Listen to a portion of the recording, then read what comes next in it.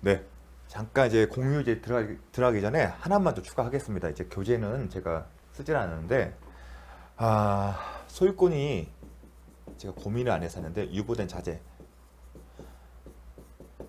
아마 기출이 한번 됐어요.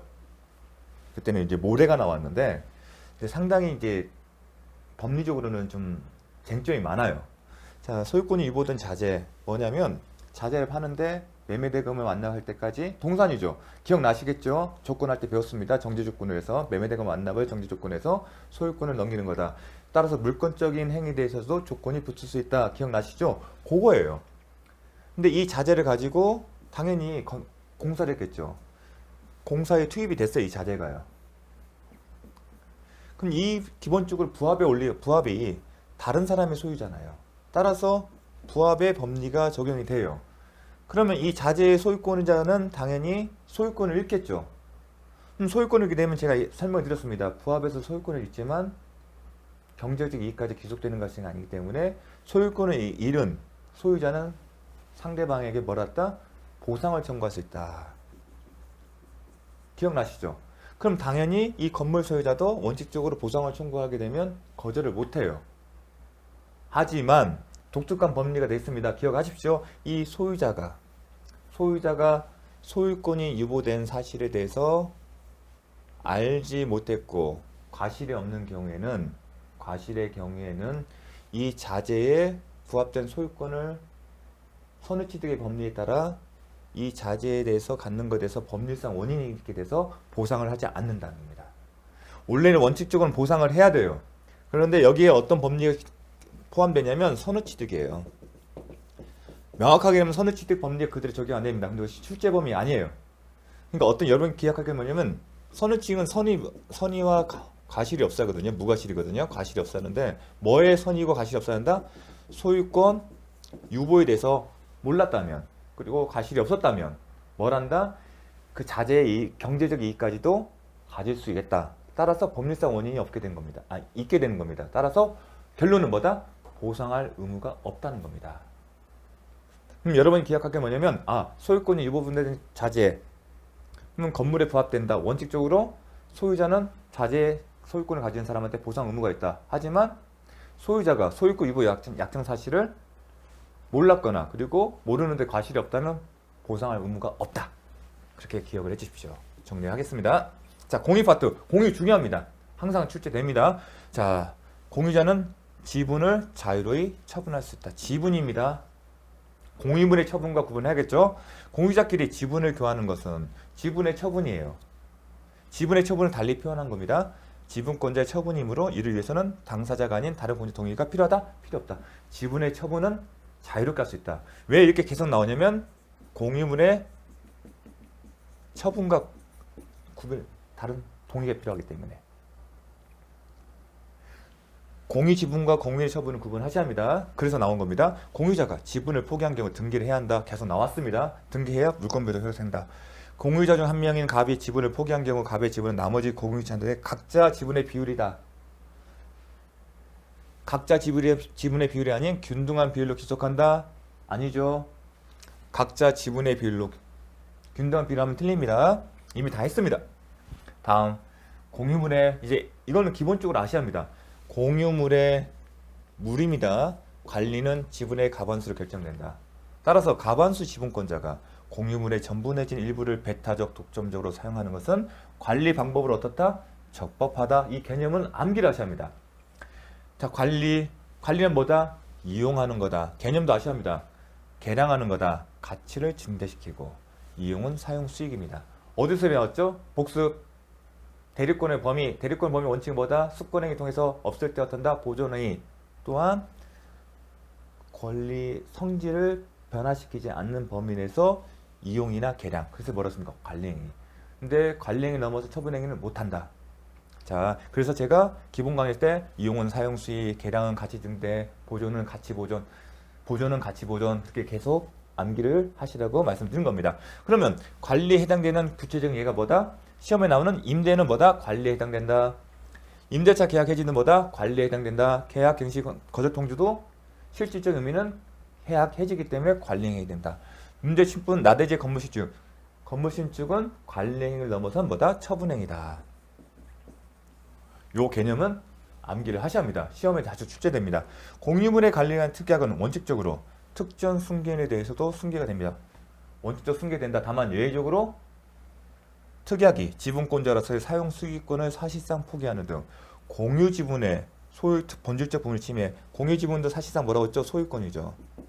자, 물권 법전 중에 있어서 사용 수익 권능, 그다음 처분 권능이 있는데 사용 수익 권능을 배제시키는 것은 유효하다 아니다. 물권 법정지에 반해서 효력이 없다. 기억나시죠? 마찬가지로 공유 지분은 소유권의 본질적 부분, 자, 사용 수익권 아예 전혀 배제시키는 것은 특약은 효력이 없다는 겁니다. 그렇게 이해하시면 됩니다. 다만 특정 승계인이 본질적 부분 침해 사실을 알고도 공유 지분권을 취득하였던 특별한 사정이 있는 경우에는 특정 승계인에게 승계된답니다. 요 내용 상당히 중요합니다. 잘 기억을 하십시오. 지분권자로서의 사용권을 사실상 포기하는 공유자가 사이의 특약은 그 사실을 알지 못하고 공유 지분을 취득한 특정 승계인에게 승계되지 않는다. 자, 잘 나옵니다. 공유분의 보존행위는 단독으로 할 수 있다. 보존행위란 공유분의 가치 본질입니다. 이 보존행위 개념이 되게 중요한 겁니다. 즉 공유자가 자기의 지분은 다 소유권 개념이에요. 자신의 지분권의 범위 내에서 권리 행사하는 게 원칙인데 자신의 지분권을 벗어나서도 어떤 권리를 행사할 수 있는 근거가 뭐냐면 보존행위 개념에서 나온 거예요. 근데 왜 그렇게 인정했냐? 보존행위는 공유물의 가치를 보존하는 거고 공유물의 가치 보존은 다른 공유자에게도 이익이 있기 때문에 그런 개념이 내포되어 있는 겁니다. 이 이유를 설명하는 이유가 있습니다. 따라서 공유물의 가치 보존과 무관한 경우에는 보존행위 개념을 가지고 단독을 못한다는 겁니다. 단독을 못한 얘기는 자신의 지분권을 벗어나서 뭘 못한다는 겁니다. 따라서 자신의 지분권 범위 내에서만 권리를 행사하는 거지 다른 사람 지분권을 벗어나거나 아니면 타인의 지분권을 행사할 수 없다는 겁니다. 보존행위를 이유로 공유물 전부의 인도를 청구할 수 있는 이게 이제 중요하죠. 왜 중요한지 아실 겁니다. 제3자가 3자가 공유물을 불법 점유할 때는 단독으로 공유물 전부의 인도를 청구할 수 있다. 이 공유자가 소수 지분권자인지 과반수 지분권자인지는 구별하지 않습니다. 3자가 볼 때는. 또 과반수는 뭐다? 2분의 1이면 과반수다, 소수다. 2분의 1은 소수입니다. 헷갈리지 마십시오. 시험에는 보통 3분의 1 소수 지분권 이렇게 나옵니다. 과반수의 지분권을 가진 자가 공유물의 전부를 배타적 도청적 사용하는 건 관리 방법으로 적법하다. 따라서 인도 내지는 방해 배제 청구를 상대방을 못한다는 겁니다. 기억하십시오. 지금에 나오는 공유의 법리들은 암기를 하십시오. 소수 지분권자가 다른 공유자와 협의 없이 공유물의 전부를 배타적, 자, 협의가 없다는 게 포인트겠죠. 왜냐하면 과반수 지분권에 자의 동의가 있으면 가능하기 때문에 협의 없이 공유물의 전부 내지 배타적 독점을 사용하는 거. 과반수 지분권자는 관리 방법을 정할 수 있지 않습니까? 따라서 소수 지분권자 상대로 관리 방법으로서 전체 인도 내지는 방해 배제 청구가 가능하다. 근데 출제는 여기죠. 왜냐면 전원 합의체로 판결이 변경됐기 때문에 2020년도에 소수 지분권자는 핵심 여기입니다. 소수 지분권자는 공유물의 보존 행위로서 그 인도를 누구 상대로? 소수 지분권자 상대로 할 수는 없습니다. 핵심은 소수 지분권자가 배타적으로 독점적 사용하고 있는 소수 지분권자 상대로 공유물의 보존 행위를 근거로 공유물에 반할 청구할 수 있냐 없냐? 없다. 대신에 자신의 지분권에 기초해서 방해 제거 내지는 방해 행위 금지 등을 청구할 수 있었습니다. 청구할 수 있다는 겁니다. 만약에 이 케이스가 나오면 사례는 이 토지가 있는데 소수 지분권자가 여기다가 자기 혼자 뭐 가선물도 놓고 나무도 심어놓고 혼자 쓴 거예요. 그러니까 토지인도 반환 청구는 못하겠지만 뭘 할 수 있다? 요거 제거해달라. 요런 걸 할 수 있다는 얘기 같습니다. 공유 지분 과반수 소유자의 공유물 인도 청구는 265조 규정에 따라 공유물의 관리다. 따라서 상대방의 타 공유자는 공유물의 왜냐하면 263조 중요해요. 공유자는 자신의 지분 범위 내에서 공유물을 전부를 사용 수익할 수 있는 권한이 있다. 그러면 이 권리를 가지고서 반환에 대해서 거절할 수 있냐? 없다. 왜냐면 관리 방법이기 때문에 보존 행위를 이유로 등기 말소 청구 많이 나오죠. 제3자 명의 됐을 때 아니면 등기 공유자 중 일부의 명의로 됐을 때 어떻게 되냐? 제3자가 단독 명의로 원인 무효 소유권 이전 등기 격리한 경우 보존 행위로서 3자에 대하여 그 등기 전부의 말소를 청구할 수 있다. 3자는 어떤 권리도 없으니까 등기 전부의 말소를 하면 되겠죠. 근데 중요한 건 여기입니다. 공유자 중 1인이 부정한 방법으로 공유물 전부에 관한 소유권 이전 등기를 그의 단독 명의로 행한 경우 공유자 중 1인은 보존 행위로 등기 말소를 할 수가 있어요. 그럼 어느 범위가 중요합니다. 출제 포인트는 여기죠. 공유자의 공유 지분을 제한 나머지 공유 지분 자체. 따라서 공유 지분 전체가 아니라 공유자의 공유 지분 제한 나머지에 대해서만. 이게 포인트입니다. 부당이득 반환 청구, 이거는 과거의 침해 결과, 그렇죠. 손해 개념. 공유물의 가치 보존과는 전혀 무관하다. 그렇죠. 부당이득 손해의 회복에 대해서는 과거의 법의 침해 결과다. 손해 개념이죠. 따라서 요거는 가치 보존과 무관해요. 이미 침해에 대한 결과의 회복의 문제이기 때문에 가치 보존과 상관없다. 그러면 보존행위에 해당되지 않는 거죠. 보존행위에 해당되지 않으면 자신의 지분권을 벗어나서 권리를 행사 못하는 거고 단지 자신의 지분권만 할 수 있는 겁니다. 따라서 부당이득 반환 청구는 금전이죠. 그 부당이득 반환 청구권을 행사할 때 아니면 손해배상 청구할 때 어떻게 하라? 자신의 지분권 법인 내에서만 하라는 겁니다. 그 얘기입니다. 과거의 침해 결과를 처리하는 것이므로 공유물의 가치 보존과는 전혀 무관하기 때문에 보존행위에 해당되지 않는다. 따라서 공유자가 자신의 지분 비율을 초과해요. 권리를 행사할 수 없다. 초과해서 행사를 못하는 거죠. 자신의 지분만, 네 지분만큼만 행사해. 그 얘기가 뭐다? 공유자는 자신의 지분 범위에서만 권리 행사가 가능하다는 겁니다. 손해배상 청구권도 마찬가지죠. 이 개념이 중요합니다. 제가 계속 설명하고 싶지만 이 개념을 이해하게 되면 나머지도 이제 이해가 될 겁니다. 가반수 지분권자는 공유물인 토지의 관리 방법에서 특정 부분을 배타적으로 사용 수익할 수는 있으나 그로 말미암아 그 부분을 전혀 사용 수익 못하는 손해를 사용 수익하지 못하여 손해를 입는 소수 지분권자의 지분만을 만큼 임료 상당의 부당이득을 얻는 것이므로 이를 반환할 의무가 있다. 자주 나오죠.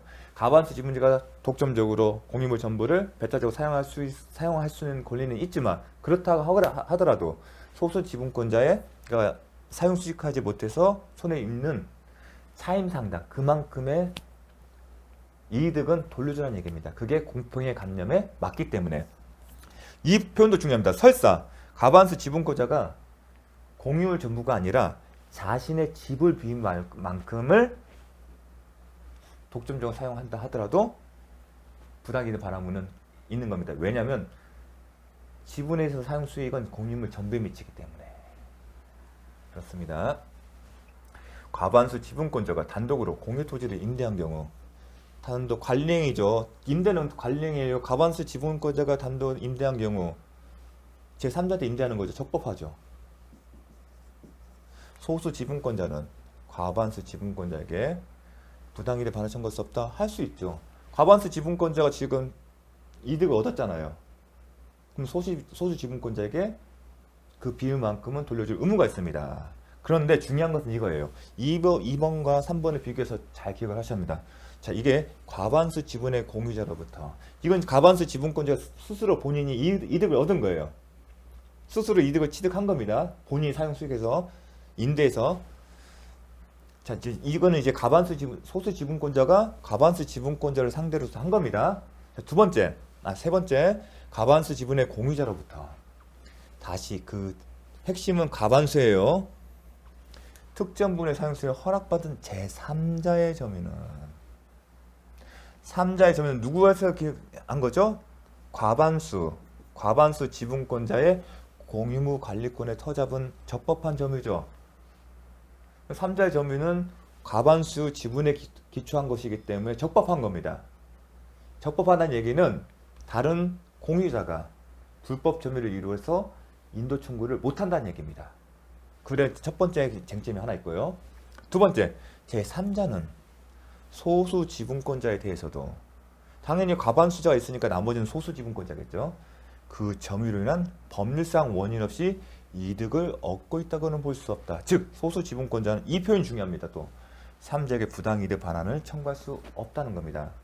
부당이득 반환 청구권은 법률상 원인 없이 이득을 얻고 임차 제3자가 법률상 원인 없이 이득을 얻고 그로 인하여 소수 지분권자가 손해를 입어야 하나니 손해가 발생해야만이 소수 지분권자는 제3자를 상대로 해서 부당이득 반환 청구를 할 수 있습니다. 하지만 제3자는 과반수 지분권자에 터잡아서 사용하는 거기 때문에 적법하기 때문에 법률상 원인이 있는 겁니다. 따라서 소수 지분권자는 제3자를 상대로 부당이득 반환 청구를 할 수 없고, 소수 지분권자는 누구 상대로?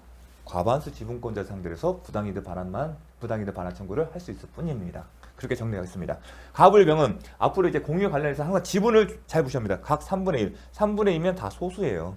이걸 먼저 표시를 해야 합니다. 소수 지분권자 수 나대진 X 토지를 공유하고 있다. 갑이 소수 지분권자가 단독으로 항상 써야 합니다. 소수 지분권자가 정에게 제3자에게 X 토지를 임대한 경우는 을은 소수 지분권자 다른 소수 지분권자는 정에게 제3자에게 부당이득 반환 청구를 할 수 있습니다.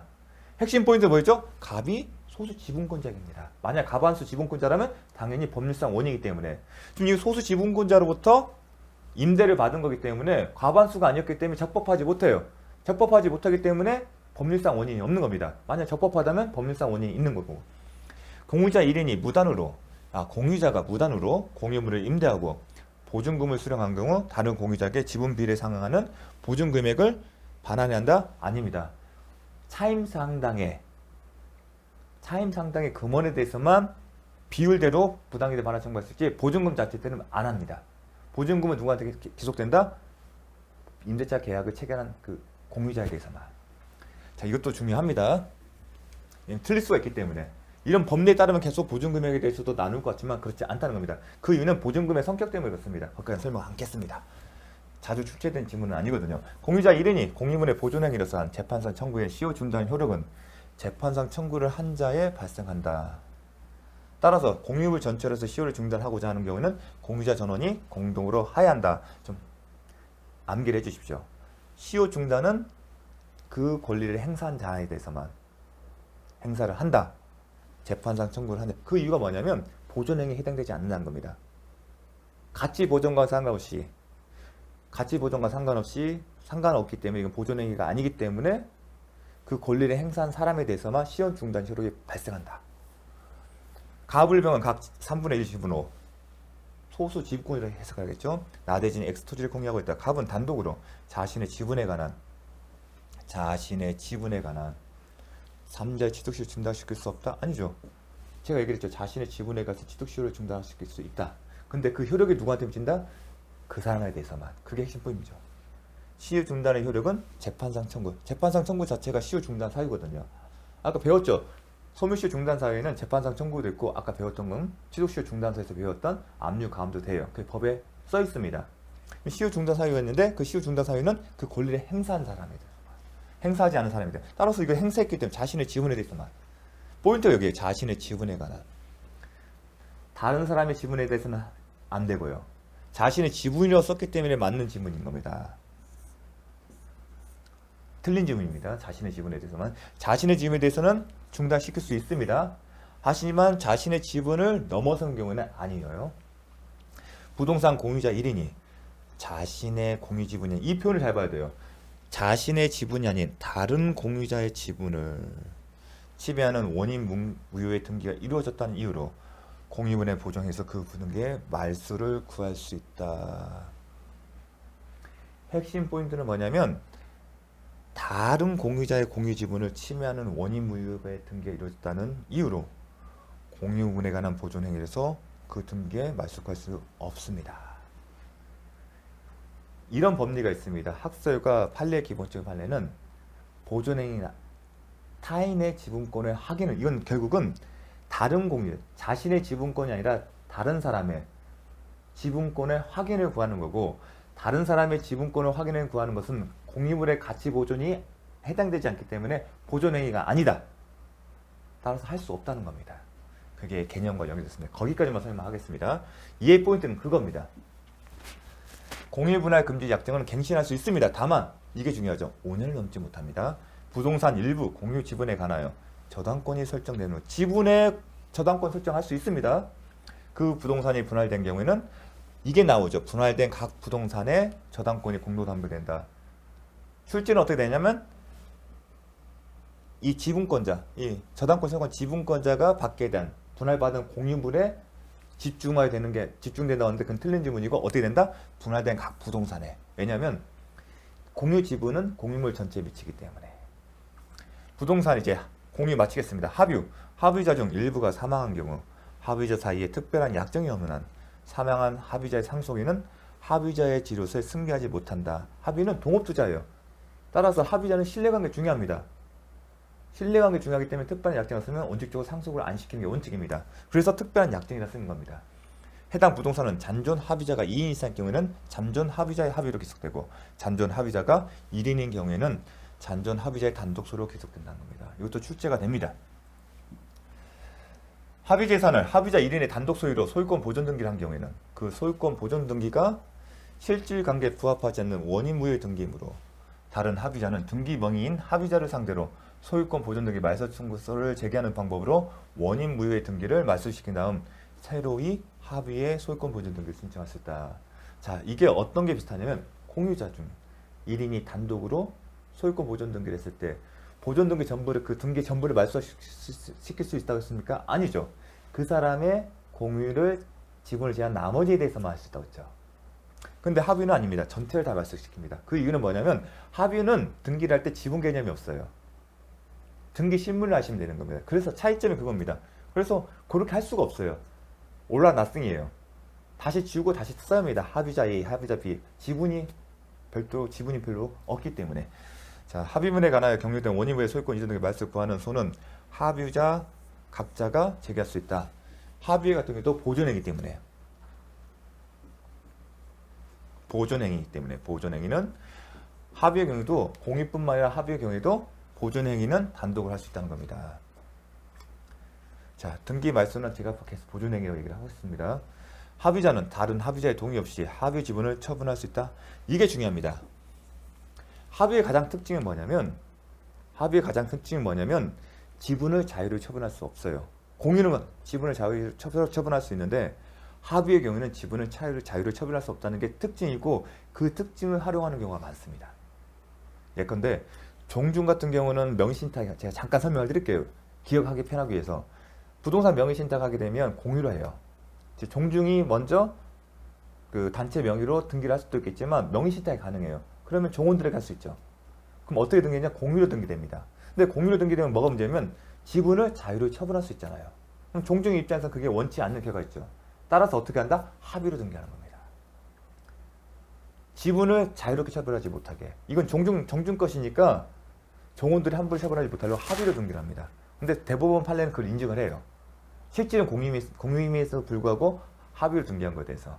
그 특징이 뭐다? 합의 지분은 동의 없이는 처분을 못하기 때문에 공유와 달리 합의자 중 1인은 다른 합의자의 동의 없이 자신의 지분을 단독으로 유효하게 매도할 수 있다? 아니다.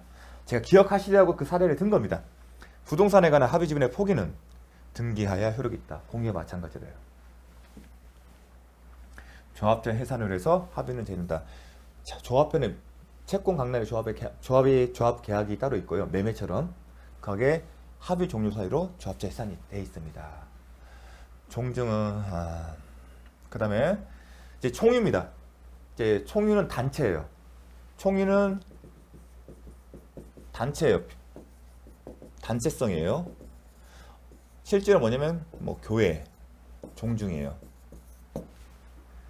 자, 종중은 비법인 사단에 해당되고 등기를 안 했다는 얘기예요. 단체성 사단이에요. 민법 275조 270조 제1항이 총유물에 종중 재산이 있을 거 아니겠습니까? 제사를 지내기 위해서는 땅이 필요하지 않습니까? 종중 땅.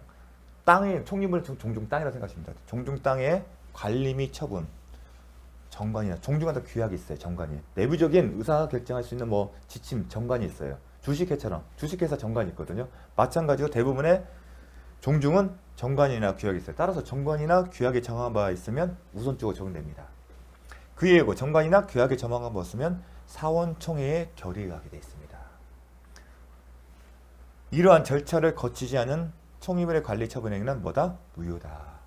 이게 중요한 개념입니다. 이게 총유의 종중은 비법인 사단이고 비법인 사단의 재산은 총유다. 공유도 아니고 합의도 아니고 총유에 해당된다. 그러면 총유물이기 때문에 이러한 제한이 있다. 그걸 기억하셔야 합니다.